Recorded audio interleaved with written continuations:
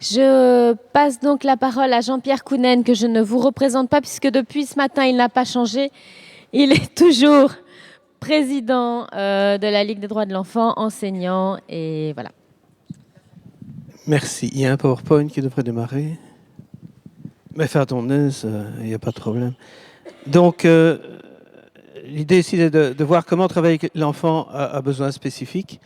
Et donc, moi, j'ai quand même déjà une expérience de quelques années dans l'enseignement en tant qu'instituteur et je peux affirmer que tous les enfants sont, à un moment donné, à besoins spécifiques. Et que donc, dans une classe, on ne fait pas la part des choses. La classe doit être faite pour tous. Et donc, lorsqu'une difficulté arrive, elle doit être prête à accueillir cette difficulté. Attention, on n'est pas spécialiste de toutes les problématiques. On ne connaît pas tous les handicaps, toutes les difficultés d'apprentissage, mais on a une bouche, on a un téléphone, on a des collègues, le CPMS, des outils, des associations qu'on peut contacter et qui sont là aussi pour nous aider à trouver des solutions. Alors, je vais commencer. Voilà, j'ai déjà pris un peu d'avance. Voilà pourquoi je pense que toutes les écoles doivent simplement être inclusives. Il n'y a pas à sortir de là, il n'y a pas d'école, il n'y a aucune classe en communauté française et même dans le monde où il n'y a pas d'enfants à besoins spécifiques. Il faut que la classe soit prête à aider ces enfants, tout simplement, voilà, pour pouvoir les accueillir, quelle que soit leur spécificité. Et donc, une classe inclusive, moi je la conçois comme une classe qui va tout mettre en place pour assurer la réussite. Alors la réussite, ce n'est pas des points. La réussite, c'est l'acquisition de savoir. Et donc évaluer avec des points, comme dans l'enseignement traditionnel, ça a un seul objectif, c'est faire une sélection. C'est d'abord mettre les enfants en concurrence pour qu'il y ait de bons et de mauvais élèves dans la classe. Et puis on fait la sélection. Et on a vu l'école pyramidale ce matin, c'est comme ça qu'on travaille. On oriente et on pratique la maltraitance. Et les premiers à être orientés sont les enfants à besoins spécifiques, tout simplement. Et je considère que les enfants issus des milieux les plus paupérisés sont à besoins spécifiques. Et donc ce sont certainement eux, avec les enfants avec les enfants handicap ou avec difficultés d'apprentissage, qui vont être orientés parce que c'est pour leur bien, n'est-il pas? Donc c'est bien cette école pour tous qu'il faut créer. À la première réunion de parents, je dis toujours, en début de troisième année, nous sommes le 5 ou le 6 septembre, et je dis, je vous garantis aujourd'hui que vos enfants ont déjà réussi leur 4e primaire. Donc je me projette dans 2 ans, et j'affirme qu'ils auront réussi, qu'ils auront les savoirs. Tout simplement parce qu'on va mettre en place, et c'est un contrat que j'établis avec les familles, tout ce qui est nécessaire pour tous les enfants. Les enfants qui ont des troubles du comportement, qui ont des difficultés d'apprentissage, qui ont des dyslexies, dysorthographies, dyscalculies, qui ont des handicaps, ils réussiront, ils auront les savoirs et le mieux possible. Donc je pars d'un postulat d'éducabilité. Je pense que tout enseignant doit avoir ce postulat d'éducabilité. C'est pas nouveau, Piaget nous a dit, voilà, tout s'apprend. Et donc tout se construit. L'enfant, à la naissance, doit réapprendre les grandes découvertes de la vie, les grandes découvertes de l'humanité, et se les approprier en les construisant. Carole et Bloom ont eux aussi fait leur petit travail, disant que voilà, tout simplement, ce qui différencie les enfants, et nous aussi, ici autour dans ce colloque, c'est notre vitesse d'apprentissage. Certains êtres humains apprennent très vite, comprennent très vite, et tout dépend dans quel domaine, parce que ça peut changer d'un domaine à l'autre.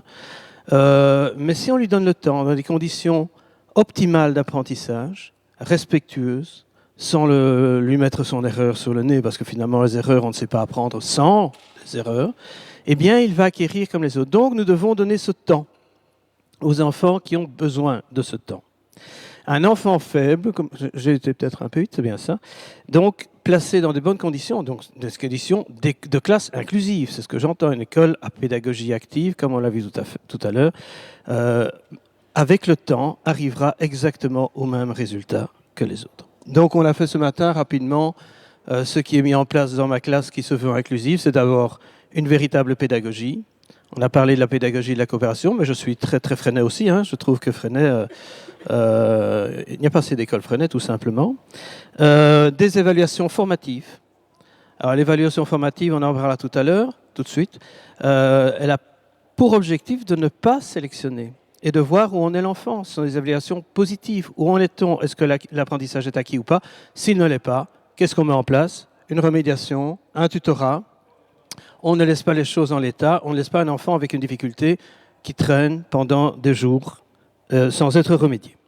On fait de la différenciation. C'est clair que tous les enfants ne savent pas faire, je pars un peu trop vite, ne savent pas faire la même chose en même temps. Et donc, il y a des enfants qui ont besoin de ce temps. Et c'est ça, différencier.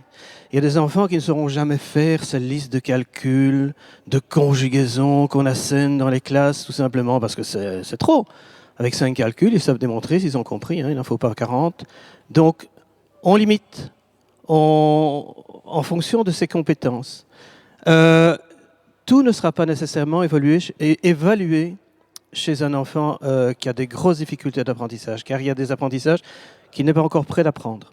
Si je les évalue au moment où je les apprends et que lui se trouve coincé, si je le mets en échec, c'est fini, il n'apprendra plus jamais.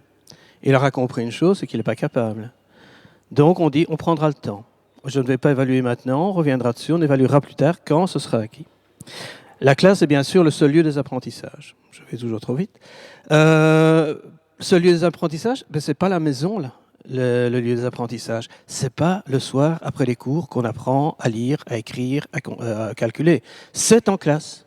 C'est avec les autres et avec les professionnels de l'éducation qui sont là pour ça. Les parents ne sont pas formés ou ne sont pas censés l'être.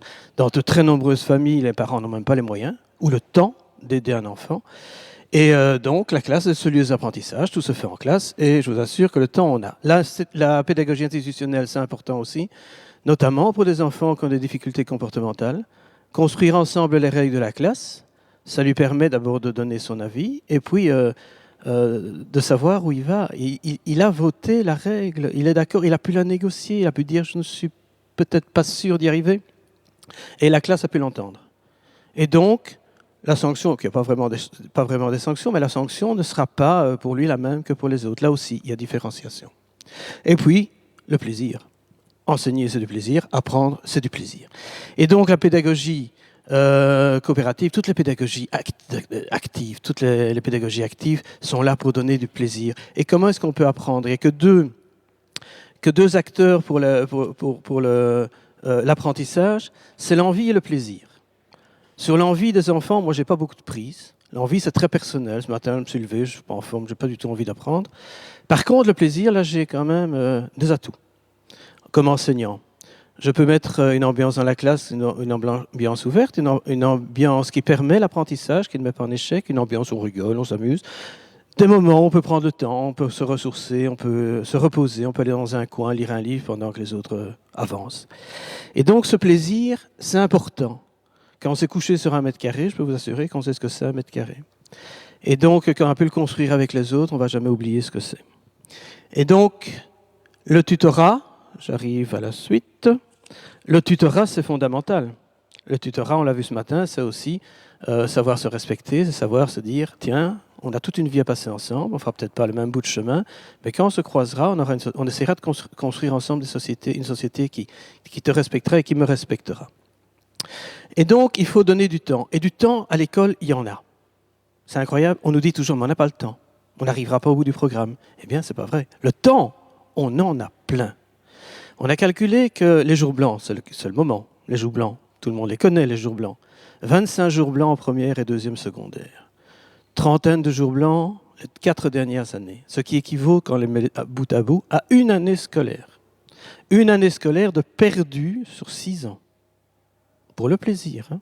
Pour faire quoi? Des évaluations sanctions. Pour faire de la sélection. Et donc, pas pour apprendre. On perd 1 an de scolarité. À l'école primaire, on estime que c'est 40% du temps qui est passé évalué, et en secondaire, 60%. 40% du temps à faire des interros, faire des bilans, faire des examens, alors que ce temps devrait être consacré aux apprentissages. Chez moi, l'évaluation, elle est formative. Je ne fais pas d'examen à Noël, puisque les acquis sont là. Ce qui était acquis en septembre, je ne vais pas le réévaluer en décembre. C'est acquis, on avance. Et on continue comme ça. Sinon, évidemment, je vais perdre ce temps. Et ce temps, j'en ai besoin pour les apprentissages. Priorité aux apprentissages entamés. Il n'est pas question qu'on passe à un autre apprentissage si l'apprentissage n'est pas terminé chez un enfant. D'autres pourront avancer, mais lui, en tout cas, on va le terminer. On va remédier, on va tutorer. J'ai dit j'adaptais les apprentissages des enfants qui ont de grosses difficultés. Et les évaluations sont évidemment adaptées. Ils ne seront pas évalués exactement sur la même chose. Un enfant dyslexique ne fera pas une dictée de 3 phrases, 4 phrases en 3e primaire. Comme les autres, il aura 5, 6 mots. Des mots qui sont des difficultés spécifiques et pour lesquels je pense qu'il peut y arriver. Alors bien sûr, pas ou prou de travaux à domicile, il y a une circulaire qui date quand même de 1999, si mes souvenirs sont bons, de M. Nolek, qui est un décret. Ce n'est pas qu'une circulaire, c'est un décret. Et le décret dit « Les travaux à domicile sont une faculté laissée aux écoles, pas une obligation ». C'est ça que moi je disais tout à l'heure, le seul lieu d'apprentissage, c'est la classe. On ne va pas demander à un enfant qui ne comprend pas, qui ne sait pas bien lire, qui ne sait pas bien écrire, qui ne sait pas calculer, d'aller faire ça à la maison. C'est en classe que ça se fait. Et les parents, ils ont autre chose à faire. Il y a d'autres choses. L'école, c'est un lieu d'apprentissage, mais il y a tellement d'autres lieux d'apprentissage où les enfants doivent pouvoir aller en dehors de l'école, pendant les vacances, pendant les week-ends, en soirée. C'est important d'apprendre autre chose ailleurs et autrement. Donc, je mets rapidement les objectifs principaux du décret travaux à domicile. Donc, ce n'est pas du tout une obligation et je dois dire que j'adore ce décret. Les évaluations sont formatives. Donc, elles indiquent simplement à l'enfant où il en est, ce qu'il doit encore faire, ce qu'il doit apprendre. Et moi, ça m'indique ce que moi, je vais devoir mettre en place. L'évaluation formative, c'est surtout pour moi. Lui, il doit savoir où il en est, il doit savoir les efforts qu'il doit faire, il doit savoir dans quel sens on va aller, mais il doit aussi savoir quelle aide on va mettre en place et celle que nous, ensemble, en classe, moi ou d'autres tuteurs, nous allons faire pour l'aider. Alors, on est carrément dans le cadre du décret mission qui précise bien que l'évaluation formative consiste à apprécier le progrès accompli par l'élève et à comprendre la nature des difficultés qu'il rencontre lors d'un apprentissage. Et donc, les évaluations, il n'y a pas de points chez moi. Tout simplement parce que les évaluations les points ne disent pas ce que les enfants savent. On ne sait même pas ce qu'ils ne savent pas. Un enseignant n'est déjà pas capable de faire une évaluation lui-même. Selon qu'il a une classe forte, il va la rendre plus difficile ou plus facile. Il doit avoir sa petite courbe de Gauss, parce que sinon, ce n'est pas un bon enseignant. Donc, d'une année à l'autre, les évaluations, les examens, les interrogations seront plus ou moins fortes en fonction de la classe. Et selon le moment où il corrige, il va corriger différemment les feuilles et les évaluations des élèves, et même en fonction tout simplement du sexe de l'enfant, les filles étant corrigées différemment que les garçons. Donc voilà, pourquoi faire des points quand c'est surtout source de souffrance. Donc les points donnent le sentiment d'incompétence acquise. Les enfants ont acquis le sentiment qu'ils étaient incompétents. Et ça, une fois qu'on l'a acquis, pour le désacquérir, je vous assure, c'est galère.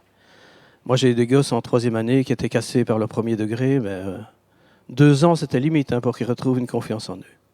Et donc, une fois qu'on détruit un enfant, c'est très difficile de le remotiver.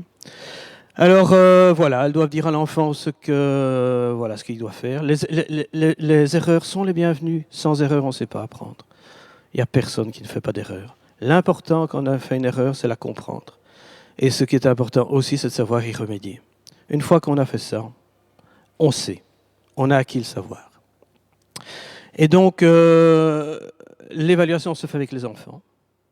Elle se fait avec moi, ce que moi je conseille de faire à l'enfant. Et je ne corrige que positivement. Alors ici, c'est ce que je montre aux parents en début de 3e année. Vous avez 5 colonnes. Les 2 premières ont été faites collectivement et les 3 dernières, l'enfant doit pouvoir montrer ce qu'il sait faire. Et donc j'utilise déjà un bic vert. Je ne sais pas si vous avez du rouge. Enfin oui, on a tous du rouge sur nos feuilles. À l'école, c'est monstrueux, les feuilles. Le rouge, c'est vraiment interdire les apprentissages. C'est le feu rouge. C'est dire tu ne peux pas apprendre. Alors c'est vert et je ne valide que les réponses correctes. Ce qui n'est pas correct, il n'y a pas de petit V. Il n'y a rien. Donc on va voir où est le problème. Ici, il n'y a pas de problème. Il y a 3 fautes sur 15. Donc, franchement, le gamin est retourné à sa place. Il a essayé de comprendre et de corriger ses fautes. Et puis il est revenu chez moi. Et là, tout était juste. Et il a eu 0 sur 0 puisqu'il n'y a pas de point. Donc il a eu bravo. Et il est en vert. Et donc, c'est ça qui est difficile pour les parents, se dire, oui, mais attends, un vert, c'est quoi? C'est réussi ou pas? Bah oui, c'est réussi, mais réussi comment? Ah oui, alors j'ai un peu négocié. Pour moi, c'était vert et rouge. Vert acquis, rouge en voie d'acquisition. Déjà, le rouge, j'aime pas trop, mais bon, c'est un peu traditionnel dans l'enseignement, l'éducation active, d'utiliser le vert et le rouge. Donc, je me dis, bon, on connaît, on comprend. J'ai rajouté l'orange. Et donc, le bulletin, c'est ça. Je vais peut-être... D'abord, donc, je vais y arriver. Il détaille les progrès de l'enfant. Je vais très vite. Voilà, le bulletin, c'est ça. Il reprend tous les acquis qui ont été faits pendant la période du bulletin et il indique dans la colonne de droite où en est l'enfant. Vert, c'est acquis. Orange, quasiment acquis. Hein, on peut faire un effort, mais on va s'en contenter. L'orange, c'est bien. Et le rouge, là, il faut bosser. On n'a pas encore terminé. Et donc, avec ça, vient une évaluation plus spécifique qui explique pour chaque